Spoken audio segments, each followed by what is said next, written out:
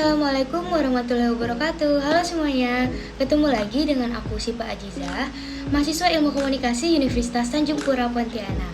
Nah, di video kali ini aku bakal ngejelasin ke teman-teman semua tentang apa itu definisi komunikasi dan unsur-unsur apa aja yang digunakan dalam proses komunikasi. Nah, kemudian aku akan sekaligus ngejelasin sedikit tentang bagaimana sih persepsi dalam komunikasi itu.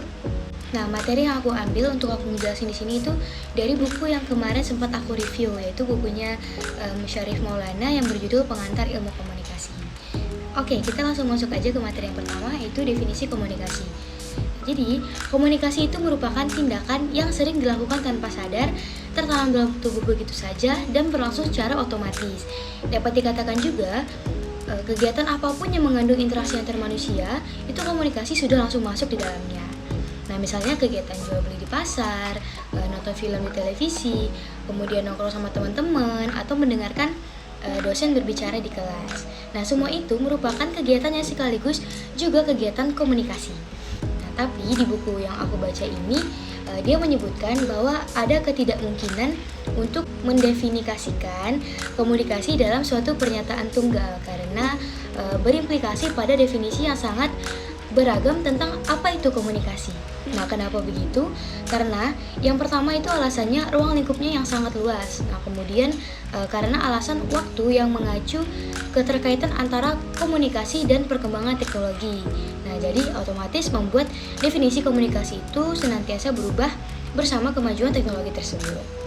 Oke teman-teman, setelah kita berbicara tentang apa sih definisi komunikasi itu, nah sekarang kita udah bisa lanjut ke unsur-unsur apa aja yang ada di dalam proses komunikasi.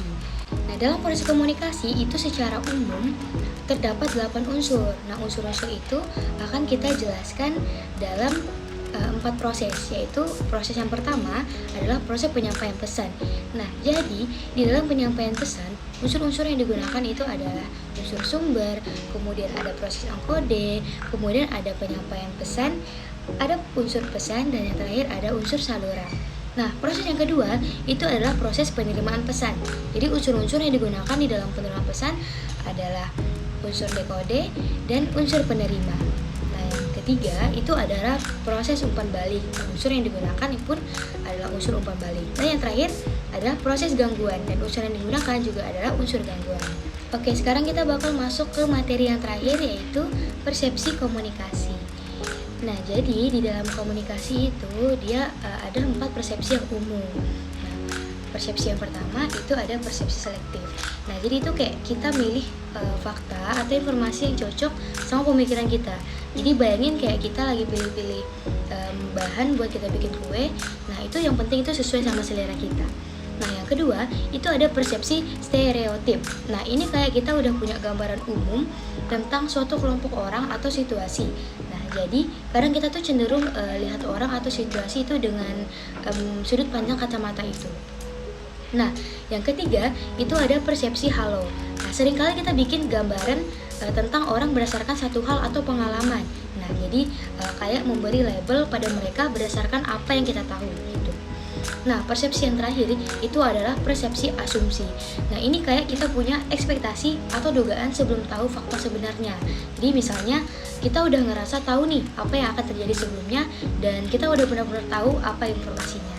Oke teman-teman, jadi mungkin segitu dulu pembahasan yang bisa aku kasih di video aku kali ini. Nah, untuk pembahasan-pembahasan lainnya mungkin kita bisa tunggu di next video. Thanks for watching, bye-bye.